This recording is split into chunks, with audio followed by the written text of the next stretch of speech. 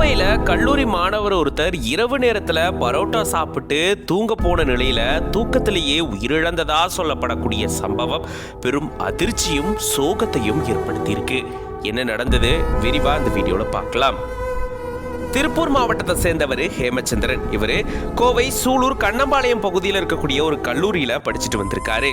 கல்லூரி பக்கத்திலேயே ஒரு அறை எடுத்து தன்னுடைய நண்பர்களோட இவர் தங்கிட்டு வந்திருக்காரு. இந்த நிலையில தான் சம்பவத்தன்னைக்கு இரவு நேரத்துல கண்ணம்பாளையத்துல ஒரு ஹோட்டல்ல போயிட்டு இவர் பரோட்டா சாப்பிட்டதா கூறப்படுது.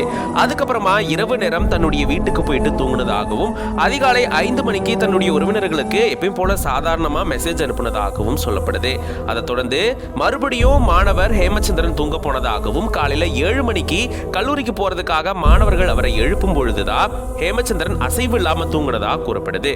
உடனடியா அவரை மீட்டு பாப்பம்பட்டியில் இருக்கக்கூடிய ஒரு மருத்துவமனையில சேர்த்திருந்திருக்காங்க. அங்க இவரை பரிசோதனை செஞ்சு பார்த்த மருத்துவர்கள் ஹேமச்சந்திரன் உயிரிழந்துட்டதா தெரிவிச்சிருக்காங்க. இதை தொடர்ந்து போலீசார் வழக்கு பதிவு செஞ்சு விசாரணை மேற்கொண்டுட்டு வராங்க.